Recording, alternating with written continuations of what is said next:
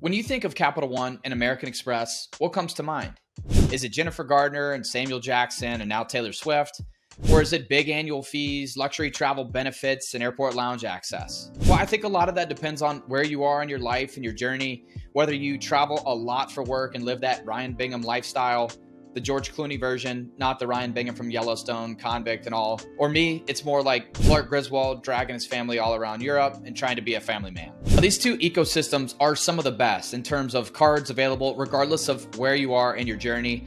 Now, I can only speak from my experiences, but having cards from both issuers, this is a bit of Capital One versus Amex, or both, depending on what you're looking to accomplish. As always, spend responsibly, pay your bills on time and in full, and have fun. And feel free to hit me up, either leave a comment down below, or you can grab my Instagram handle from the description. There's also referral links there if you care to use them. My recommendation, use a friend or family member's referral link first if it is competitive and it's for one of the cards that you're looking for. Now, I'm going to do a bit of an overview of each of these card issuers and their ecosystem and the main points of value that I find out of both. Now, there's two main overall factors that stand out the most to me when I'm evaluating these cards and any card in general. The overall card lineup and the earning potential of those cards and how many of them I can get access to, and all the travel benefits that the cards unlock with the transfer partners, the lounge access, the travel credits, and so on. I did go back through and make some changes and cut out a portion where I talk about all of the travel credits and the benefits, either monthly or annually, that come with these cards, because that's essentially a video in itself. I've done other extensive videos on the Venture X, the American Express Platinum and Gold cards. Hit me up if you have any questions on those cards or the travel credits associated. Now, both of these ecosystems do check all the boxes, but let's dig in a little bit further. American Express has a robust lineup of cards in just about every color, a few blues, greens, golds, platinums, tons of co-branded cards. They have 17 personal cards and 14 business cards as of now, and they're known for having some of the best welcome offers or sign-up bonuses of any card issuer. But they've made some changes to their eligibility terms, so make sure you're checking the offer terms so that you're eligible to receive the welcome offer for that card. Holler at me down below if you have any questions around this. And if you aren't eligible to receive the welcome offer for the card, it doesn't mean you can't get the card, it just means you won't receive the welcome offer. They have a good site that explains their ecosystem of cards and the three main categories in which their cards fall under. I'll make sure to link that down below. A pretty cool fact, according to this site and according to Encyclopedia Britannica, is that American Express invented the travel and entertainment credit card just a few years ago in 1958. American Express does limit you to 5 personal cards, but they have a solid lineup of business cards with the Blue Business Plus, the Business Gold, Business Platinum, and they have co-branded business cards with Delta, Hilton, and Marriott, and I'm probably missing another one in there. Just keep in mind that the co-branded cards earn points from those co-branded partners like a Marriott, Hilton, or Delta, whereas the other cards earn in 2 primary ways. First, either the cashback cards, which are super simple but not the best strategy with American Express, or membership rewards points. And this is the more common way to earn with Amex cards because this unlocks max value for travel redemptions. I have the personal gold and platinum cards today, and years ago I had the everyday card, which was one of my first credit cards ever in my wallet. The gold and the platinum are a powerhouse duo, and it really is unmatched in terms of their earning potential, with the gold card earning 4x for grocery stores and restaurants, unmatched by any other card in the market. And the platinum card earns 5x on flights booked directly with the airline. So the best earning potential for a travel card to book flights directly with a specific airline. That platinum card also earns a competitive 5x on hotels booked directly with the travel portal, but all this comes with a pretty hefty annual fee. $945 in combination, $695 for the platinum, $250 for the gold, probably going up here in 2024. Totally worth it to me, but there's a host of travel credits and benefits that you need to leverage to get max value out of this setup. I've done a more detailed overview of both the gold and the platinum cards and how I get max value out of those, so feel free to check those out after this video. If you think I should do a more detailed overview of all of the Amex cards and their lineup, feel free to leave a comment down below. Holler at me if you have any questions. So now to the fun stuff. With the American Express Platinum, you get things that are the epitome of luxury travel, and judging by the crowds at the Centurion lounges, a card that's in just about everybody's wallet these days. Amex set the standard for what a good travel portal and hotel collection should look like, with their Amex Hotel Collection and the elevated fine hotels and resorts that you get access to with the gold and the platinum cards in combination. I've used both of these a few times each the last few years. So some of the things I like about this is you can link your hotel loyalty numbers when you book hotels through the American Express portal. And they have the 2 different levels with the Hotel Collection, which gets you things like an experience credit. And sometimes you will see elevated experience credit offers for $150 or even $200 with a minimum 2-night stay. And a lot of these properties like this IHG Kempton property in Barcelona have complimentary breakfast for 2 included with this hotel collection stay. And with fine hotels and resorts, you get a lot of the same perks and the benefits. You get an experience credit, and a lot of times you will see elevated offers for that experience credit. You get free breakfast, and this is just for a single night stay. I've never been treated anything less than like top status with that hotel. And actually, I get treated better with those than I do with my Marriott Lifetime Platinum status. And speaking of status, you do get gold status with both Hilton and Marriott by having the American Express Platinum card. Not top status by any means, but better than you're going to get from any other general premium tier travel card. Keep in mind, everything I just talked about is pretty much for holding the American Express Platinum card, but you do get access to the hotel collection if you have the personal or the business gold card. And then there's Amex Transfer Partners, and this is arguably the best transfer partners in the game. I think a lot of Chase loyalists will argue that Chase has just as good, if not a better setup, since they get access to Hyatt. But to me, the airline transfer partners that you get with Amex, you just can't beat it. I'm not going to spend a lot of time on the transfer partners and the value this unlocks, but please comment down below if you have any questions here. I've used a lot of the transfer partners with both Chase, American Express, and with Capital One, so happy to share my thoughts and recommendations. And now to my favorite part about the Platinum card, and probably everybody's favorite, the Global Lounge Collection, and specifically here, the Centurion lounges. The Centurion lounges are the standard for what an airport lounge strives to be. The warm aesthetic, the full service bar, the custom cocktails, the curated buffets based on the location.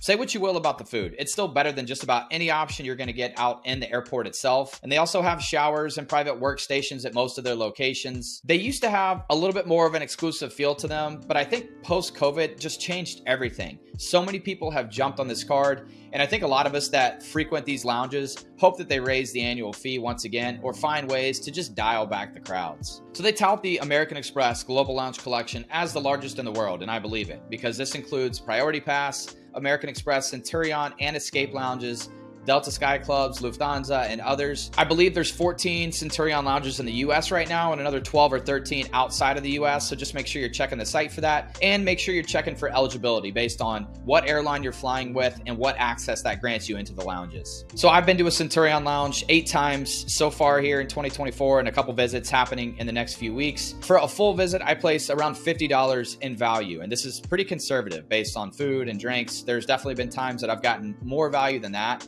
But even at this conservative value of $50, that's $400 in value so far that I've seen for a $695 annual fee card. So tremendous value for me, and I'll definitely wipe out the annual fee just by my visits to these lounges. If you're somebody who doesn't visit these lounges very often, maybe once or twice a year, you need to reconsider if the American Express Platinum card is a good fit for you.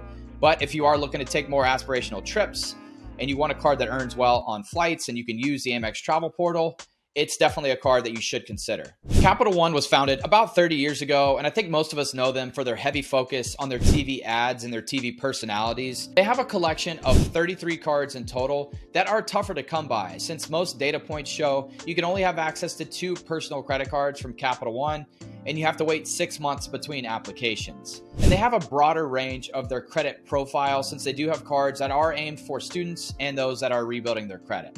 Of their 23 personal cards, 19 of them have no annual fee, which is vastly different from American Express. And the Capital One Venture X, which was released pretty recently, is their highest annual fee card at $395. I had 11 or 12 credit cards before I applied for the Venture X, and I was approved right away. So it is possible later on in your journey.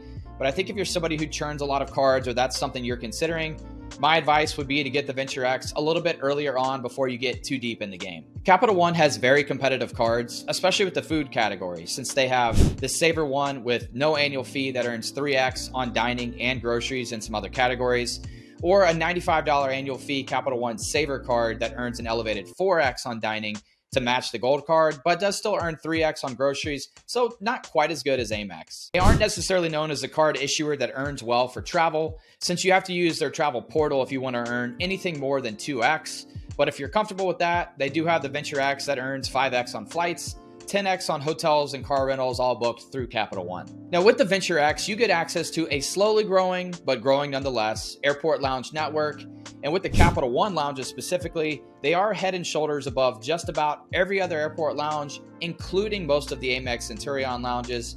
And I think part of the reason I feel this way is because of the crowds, which are just out of control with Amex. Capital One seems to control this better, and there's just way less access to the Venture X than there is with the Amex card, since there are some other American Express cards that can get you into the Centurion lounges. You do also get access to Priority Pass and Plaza Premium by having the Venture X, and there's no additional fee for authorized users, so you can take way more guests in, and there's more added benefits by having Priority Pass through the Venture X. The downside is there's only 3 Capital One lounges as of now, with Dallas-Fort Worth, Washington Dulles, and Denver. But these lounges are just head and shoulders above what most of those Centurion lounges are. They have a bit more of an exclusive feel to them. The food is more curated and is awesome with the displays, the craft cocktails, and the draft lattes and different coffees that they have. It's just a really nice experience overall. Get yourself to a Capital One lounge if you can. It is well worth it. I've been to all 3 locations this year. The Dallas-Fort Worth location is still my favorite. I've been to a Capital One lounge 5 times this year, and I still place that conservative $50 value for each visit, even though I do get way more value out of these lounges. But even at that conservative $50 value for each visit, with 5 visits so far, this almost wipes out the annual fee for me with the Venture X. Capital One also has transfer partners, not as good of a list as you see with American Express. Capital One is still trying to build out this network. Their hotels are so-so, and they don't have any domestic airlines.